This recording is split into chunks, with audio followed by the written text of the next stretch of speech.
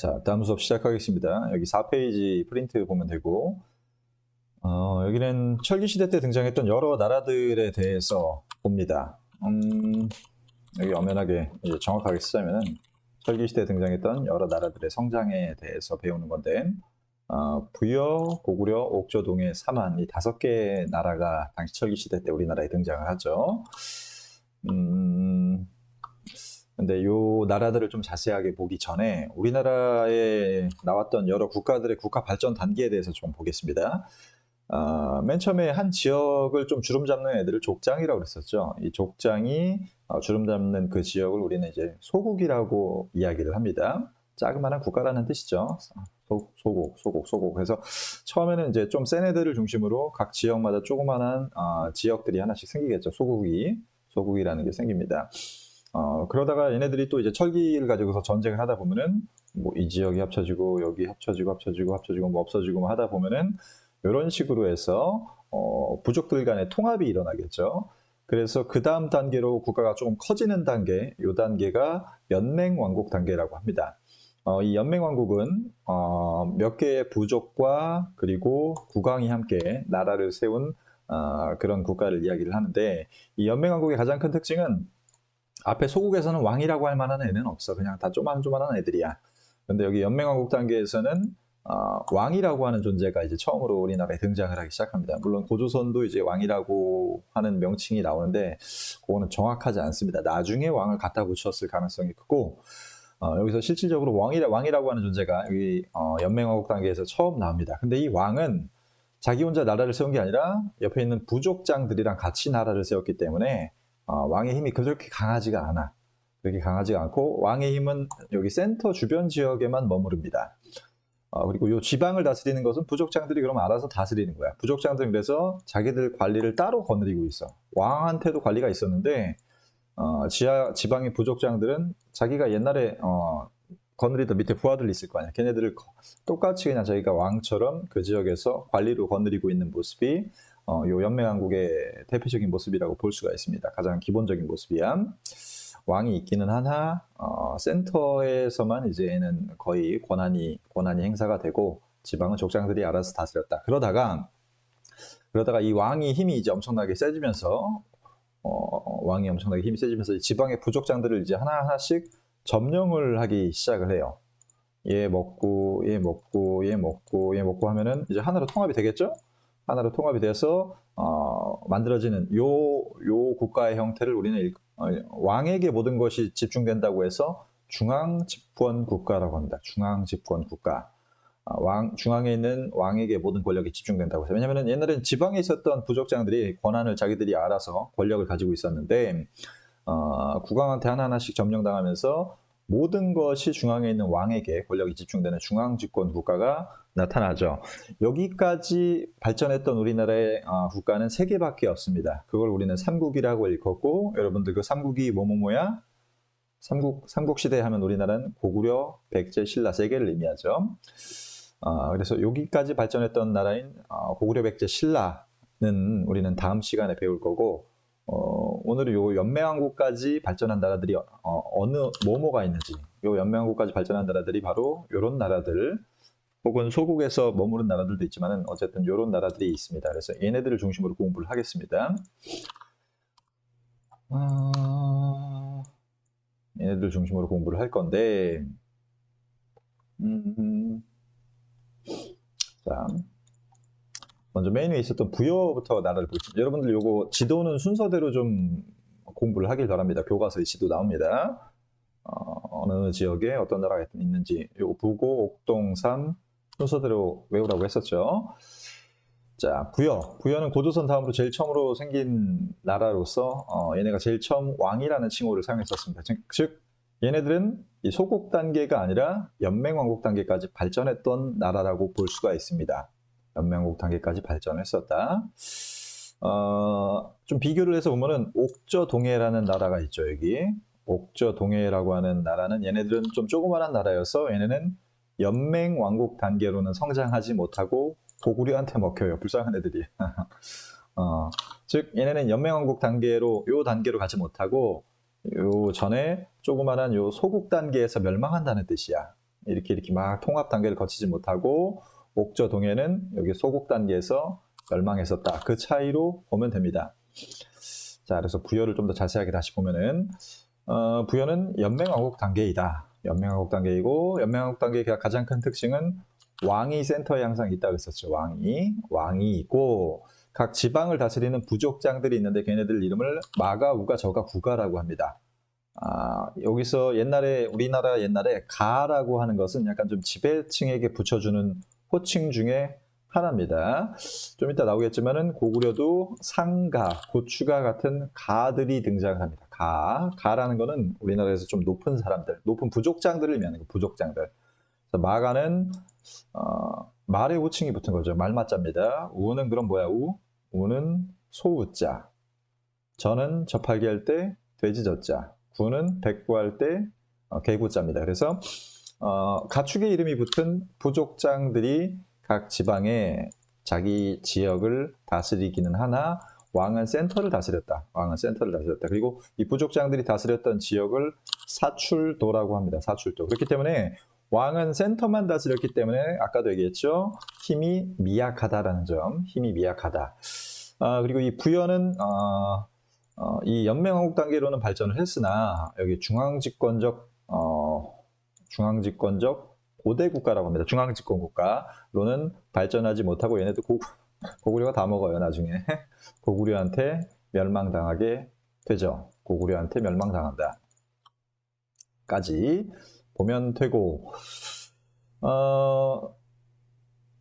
각 이제 여기 철기시대 여러 나라들의 풍습이 지금 현재 우리나라에도 영향을 주는 풍습들이 좀 있습니다. 좀 중요한 풍습들이 있어요. 보면은 순장은 그 지배층이 죽으면 하인들을 같이 장례를 지내는, 같이 죽이는 거야. 그런 장례 풍습을 이야기를 하는데 이건 사후세계에 대한 개념이 있다는 거죠. 우리가 지금 이제 거의 한 2000년, 거의 한 2500년 전이기 때문에 완전히 원시 시대라고 생각할 수 있는데 그렇지 않다는 거야. 사람들이 사후세계에 대한 생각이 있고, 물론 이게 좀 지금 시각에서는 안 좋아 보일 수 있지만은 지배층이 죽으면은 사후세계에 대한 생각을 갖고서 하인들을 같이 묻어버렸다는 겁니다. 이거는 우리나라에만 있었던 풍습이 아니라 전 세계적으로 있었던 풍습입니다. 그 다음에 형사 취수제. 형이 사망하면은, 내가 필기하면은 여러분들이 옛날 말이기 때문에 좀 위에다가 같이 적으세요. 형이 사망하면은 형수를 우리 아내로 취한다라는 뜻이야. 형수님을 우리 아내로 취한다. 즉, 형이 사망해서, 경제생활, 먹을 거를, 돈을 이제 형수가 벌기 어려우니까는 동생이 데리고서 같이 산다라고 하는 결혼 풍습 제도입니다. 요거는 부여에도 있었고, 고구려에도 있었던 결혼 풍습 제도고, 그 이외에 우리나라 초원지대 유목민족에게서도 많이 나타나는 그런 결혼 풍습 제도입니다. 지금으로 보면 약간 미개해 볼 수 있어요. 형 죽었는데 형수를 데리고 산다고 해가지고, 그렇게 볼 수도 있겠지만은, 나름 당시로선 합리적인 방법이에요. 왜냐면 형수님이 혼자서 막, 돈 벌고 막 먹고 살기 힘드니까는 동생네 집에 들어가서 그냥 부인으로 산다는 얘기입니다. 그 다음에 연구는 좀 넘어가고 좀 이따 보고, 일책 12법이라고 하는 게 있습니다. 한 가지를 잘못하면은 12배의 배상을 한다라는 그런 법률이, 카톡이 왔네. 한 가지를 잘못하면 12배로 배상을 한다는 그런 법률이 있는데, 그만큼 법률이 좀 엄했었고, 요 일책 12법은 나중에 고구려에서도 나오는데 여기 적혀 있지는 않네요. 그냥 그런 게 이따 정도로만 알아두세요. 일책 12법. 요 연고를 넘어간 이유는 당시 제천 행사, 그러니까 하늘에다가 제사를 지낸 행사, 제사를 지낸다는 거는 그냥 기도드리고 뭐 그러는 거죠. 그러니까 예배야, 예배 같은 그런 제천 행사가 모든 나라에 다 있었어요. 여기 보면은 부여의 제천 행사인 연고라고 하는 게 12월에 있었습니다. 12월. 요걸 그리고 고구려에 보면은 고구려도 동맹이라고 하는 제천 행사가 있었어요.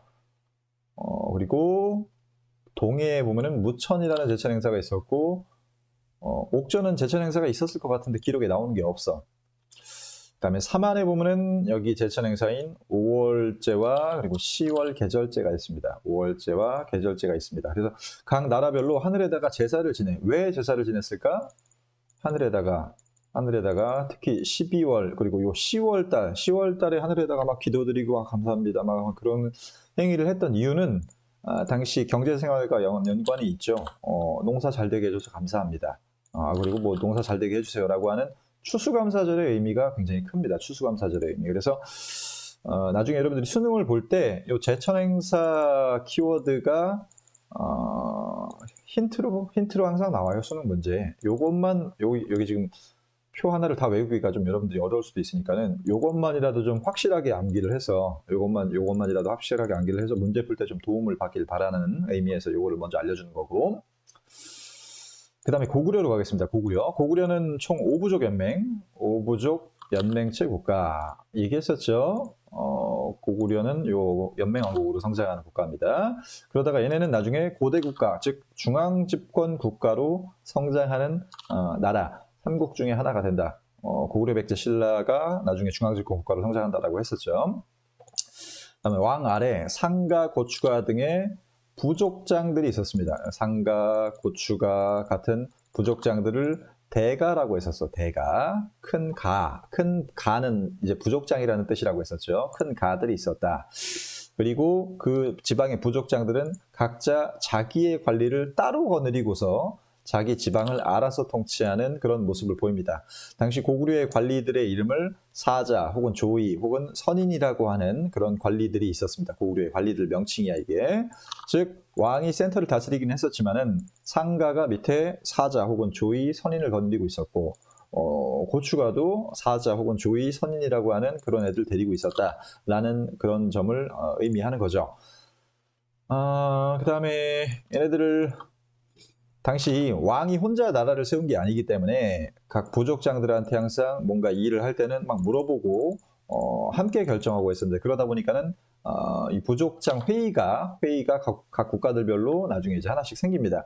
고구려의 부족장 회의는 제가회의라고 합니다. 제가회의.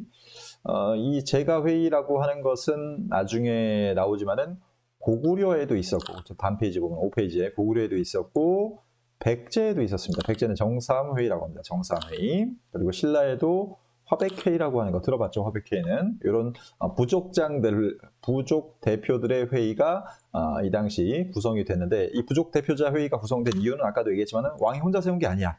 부족장들이 힘이 세. 그리고 이 때문에 왕이 혼자 뭔 일을 할 때는 혼자 결정하는 게 아니라 부족장들하고 회의를 해서 결정을 했다. 근데 이 회의라는 것은 민주주의의 상징이죠. 민주주의의 상징이기 때문에 우리가 모든 우리 과목을 배울 때는 민주주의라는 것이 기본적인 목표입니다. 우리 한국을 비롯해서 모든 전 세계 나라들이 교육을 할 때 기본적인 목표는 민주주의가 기본적인 목표이기 때문에 그것과 관련된 키워드인 이 세 개의 회의체는 반드시 알아두길 바랍니다. 나중에 다시 나올 겁니다. 귀족회의, 부족장회의, 귀족회의. 자, 그 다음에 형사 출세 아까 위에서 봤었죠? 형이 사망하면은 형수랑 같이 결혼해서 산다. 그리고 다 형광펜이네. 미안하네. 하다 보면 항상 이렇게 돼. 근데 다 중요해. 서옥제, 대릴사위제라고 하는 결혼 풍습이 여기 있었습니다. 대릴사위제는 결혼하면은 여자 집에 가서 사는 거야, 남자 집에 가서 사는 거야? 여자 집에 가서 사는 거죠. 그거는 여자 집에 가서 산다는 거는 장인어른이랑 같이 사는 거예요. 그러니까 남자가 좀 불편하겠죠. 그런 결혼 풍습이 고구려에 있었는데 이게 중요한 이유는 뭐냐면은 나중에 조선시대가 되면 결혼 풍습이 민며느리제라는 걸로 바뀌어요. 이 민며느리제는 말 그대로 며느리가 남자 집에 가서 불편하게 사는 거죠. 그래서 우리 인식에는 우리나라는 옛날부터 결혼하면 여자가 항상 차별받았고 여자가 항상 피해를 받고 라고 하는 그런 불평등한 사회로 인식이 됐는데 원래 그렇지 않았다는 거야. 고구려 때 여기 대릴사위제라는 게 있었을 정도로 우리는 여성 인권이 그나마 그래도 좀 괜찮았었다라고 하는 것을 좀 상징하는 그런 결혼 제도이기 때문에 이 대릴사위제가 좀 중요합니다. 그다음에 동맹 암기하고 가고 그다음에 옥저동해로 가겠습니다. 옥저동해. 여러분들 볼 때 이거 공부할 때 반드시 지도랑 같이 봐야 됩니다. 지도랑 옥저가 어디 있고 동해가 어디 있고 같이 봐야 됩니다. 자, 옥저동해는 아까 얘기했지만은 여기 연맹왕국 단계로 성장하지 못합니다. 소국에서 멸망하는 그런 국가 중에 하나인데 당시 소국에는 각자 자기 지역을 다스리는 부족장들이 있다고 그랬었죠. 짱들이. 각 부족장들이 있었는데 얘네 부족장들이 부족을 지배하는 당시 옥저나 동해의 부족장들을 뭐라고 했었냐면은 읍군과 혹은 삼로라고 했었습니다. 읍군과 삼로 부족장들. 즉 여기는 부족장들이 각 지역을 자기네들이 알아서 다스리는 형태이기 때문에 왕이 있어 없어? 왕이 없죠. 왕이 없습니다. 여기는. 왕이 없고 즉 연맹국가로 성장하지 못하고 나중에 고구려에 흡수당한다 라는 점 잘 기억하고, 그다음에 옥저는 민며느리 제도라고 하는 결혼 제도는 좀 전에 설명했었죠. 이게 나중에 조선시대 때 가면은 일반적인 우리나라의 결혼 풍습이 됩니다. 그다음에 동해는 무천 아까 봤었고, 책화라고 하는 제도가 동해로 시험 문제가 나오면 주로 이걸로 나옵니다. 요거는 다른 부족의 영역을 침범했을 경우에 변상해주는 제도야. 변상해주는 제도. 다른 타부족의 영역을 침범 시에 변상해주는 제도인데, 이게 중국 역사책에 나온 내용이야. 동해에는 다른 부족을 쳐들어가면은 뭐 변상해주더라 하는 그런 기록이 적혀 있습니다. 중국 역사책에. 그걸 보면은 즉 이 소국의 영역을 침범했을 경우에는 변상해준다라는 거죠. 즉 이 기록 자료가 의미하는 점은 당시 동해는 요 소국 단계에 머물러 있는 나라구나라고 하는 걸 이 기록으로 알 수 있는 거죠. 그래서 요 기록 자체가 굉장히 중요하기 때문에 요 책화라는 제도가 중요합니다.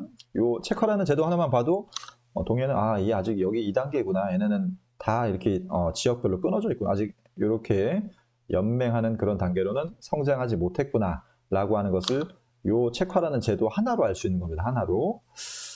그 다음에 마한진한 변환으로 가겠습니다. 마한진한 변환. 마한진한 변환도 아직은 소국이야.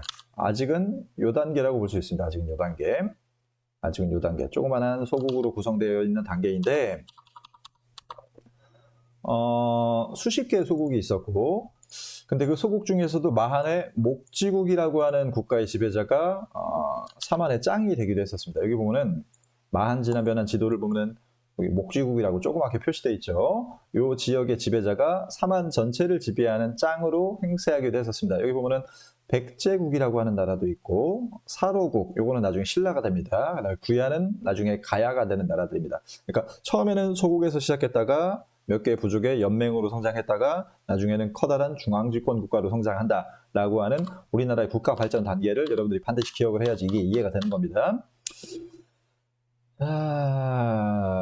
이 지역, 사만 지역의 좀 풍습을 보면은 재정 분리가 이때부터 시작이 됩니다. 제사와 정치가 분리가 되기 시작하는, 즉 종교와 정치가 분리가 되기 시작하는 데는 사만의 군장들은 신지 혹은 읍차라는 명칭으로 불렸었습니다. 신지, 읍차. 그 지역의 짱들은 얘네들은 정치적인 역할을 담당했었는데, 사만에 관련된 기록을 찾아보면은 천군, 즉 하늘과 관련된 일을 하는 군장이야. 즉 얘는 하늘에다 기도드리고 예배드리고 그런 종교적인 지도자 역할을 했다는 애들이 등장을 하는 거죠. 그래서 얘가 관할하는 신성한 구역인 소도라고 하는 것도 당시 기록에 나옵니다. 이 소도는 지금으로 치자면은 뭐 교회, 성당, 절 같은 그런 신성한 구역을 의미합니다. 그래서 당시 기록 보면은 만약에 어떤 범죄자가 도망쳤어, 범죄자가 소도로 도망쳤는데, 그러면은 요 신지읍차가 함부로 잡으러 오지를 못해. 왜냐면은 여기는 교회란 말이에요, 교회.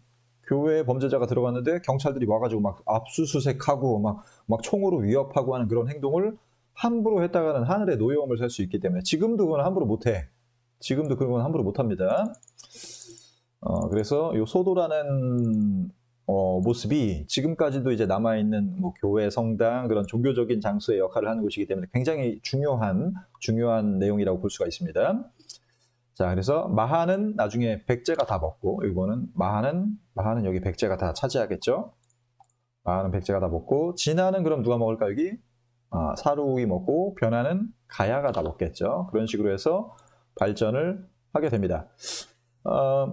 그리고 여기 사만 지역은 전통적으로 철기가 좀 발전합니다. 특히 변한의 구야국에 철기가 굉장히 활발하게 유통이 되고 있었고, 벼농사, 여기 남쪽 지방이기 때문에 따뜻해서 농사 잘 되겠죠. 그래서 벼농사도 많이 발달을 해서 두레라고 하는 공동 노동 조직이 있습니다. 두레. 그러니까 농사일이 바쁠 때 서로 도와주는 일을 하는 거죠. 도와주는 일. 공동 노동 조직이라는 그 두레라는, 말이 꼬이냐. 노동조직인 두레라고 하는 그런 조직이 있었다라는 거 알아두면 되고, 특히 변환이 여기에 되게 유명했었다. 변환에 특히 가야가 철기 문화가 굉장히 유명했었기 때문에 당시 일본에다가도 수출을 했었고, 그리고 낭랑이라고 하는 전에 잠깐 나온 적이 있었는데 고조선이 멸망되고 나서 중국이 세웠던 군현이라고 하는 게 있었죠. 군현, 요 낭랑군이라고 하는 곳이 평양 지역입니다. 지금의 평양 지역에 중국인들이 살고 있었어. 낭랑이라고 하는 지금의 평양 지역에 중국인들이 살고 있었는데 거기에다가도 수출을 했었고 외에다가도 수출을 할 정도로 얘네 철기가 굉장히 좀 우수했었다라고 하는 점 잘 기억하길 바랍니다. 내용이 좀 많죠? 내용이 좀 많은데 요 제철 행사를 중심으로 여러분들이 좀 공부를 잘 하길 바랍니다. 밑에 보면은 고조선은 왕위가 세습되었고 상대부 장군이 있었다. 중개무역으로 위만조선이 성장했었고 사마는 재정 분리였었죠. 부여는 사출도, 고구려는 제가회의, 옥자동에는 을금산로, 사마는 신지읍차 연결시키면 되고 연나라랑 고조선이랑 싸웠었죠. 그리고 위만이 준왕을 몰아내고 고조선의 왕이 됐고, 그 다음에 대표적인 유물로는 기파연동관과 탁자식 고인돌이 고조선의 문화범위를 짐작할 수 있게 한다. 몇 분이지? 우와, 21분 끝.